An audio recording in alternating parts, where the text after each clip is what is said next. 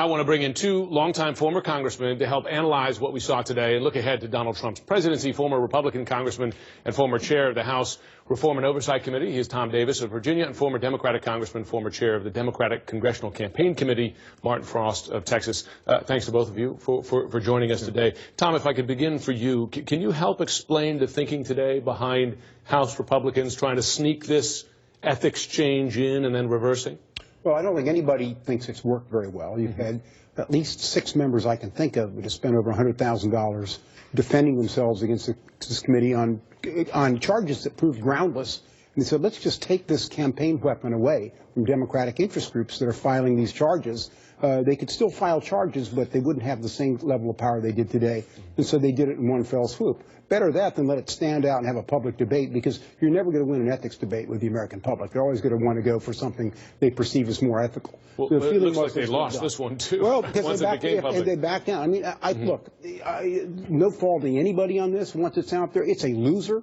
Politically, everybody understands it, but you get rid of it now, it's forgotten about. You may dredge it up in an election, but by and large, there are going to be a lot harder issues the Republicans are going to have to take votes on than this. And now this is a weapon that's in the hand of interest groups that oppose Republicans. You're going to see charges filed and no due process, et cetera.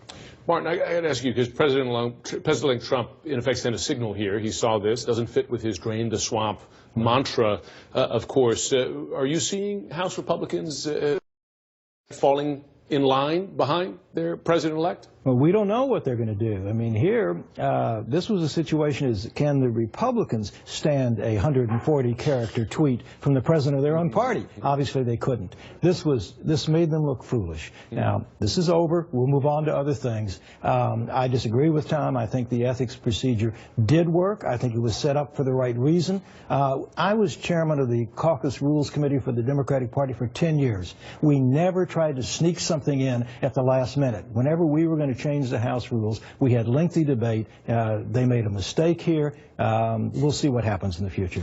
So, Tom, House Republicans have really all the cards to some degree. They got a Republican in the White House. They got majorities in both, strong majorities, or decent, certainly in the House and in the Senate as well. How do they effectively transition from being an obstructionist opposition to some degree now to the ruling party? Well, I mean, they're firing real bullets. In the past, you could repeal Obamacare and you didn't have to live with the consequences. Now you're going to have to live with the consequences of that policy. But remember, Paul Ryan, who, by the way, only had 1 dissenting vote today, fewer dissenting votes in his speakership than Pelosi did on her side. He has basically a united caucus that wants to work. He's the kind of leader, he's a can-do leader. So I think they've got the right leadership in place at this point. But it's going to be tough. Governing is a tough business. And the last 3 times one party has controlled the House, the Senate, and the presidency, the public holds that party accountable at the next midterm, and they've suffered tough consequences. So Republicans have to be cautious. What you have to look at is in 2009, when Obama was elected, there were more Democrats in the House than there are Republicans in the House today. There were more Democrats in the Senate than there are Republicans in the Senate today, and yet it all dissipated over a period of 2 years. These things can fall apart quickly, and I would urge one word of caution to the Republicans. While they're feeling full of themselves at this point. They won the election. I don't dispute that.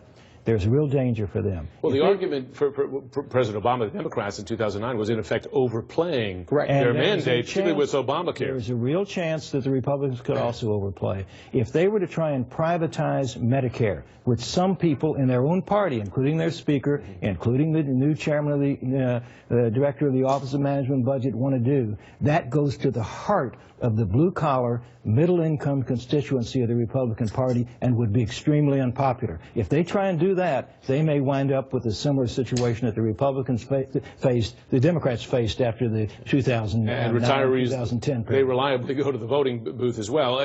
Tom, not to be Pollyanna-ish for a moment, but what are the realistic areas of compromise between Republicans and Democrats? There's been a lot of talk about infrastructure investment, perhaps tax reform. Realistically, knowing the divisions between these parties, if you were to pick a couple of things. Yeah, I think both of those are areas where members like to build infrastructure. Everybody recognizes the tax system is broken. There may be some spending issues they can come on. There's some, so you have those areas, and then you're going to have have areas like immigration where you just have different philosophies in terms of how you have to attach this. Republicans, though, in the House can move anything with a one-vote majority.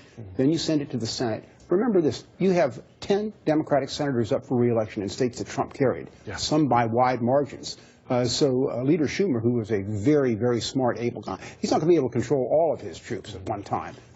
He's going to have some defections. Yeah, I think probably not the easiest, but the most likely area of real compromise is on immigration. I think that there are a lot of people in this country, in the business community, who want this immigration issue solved.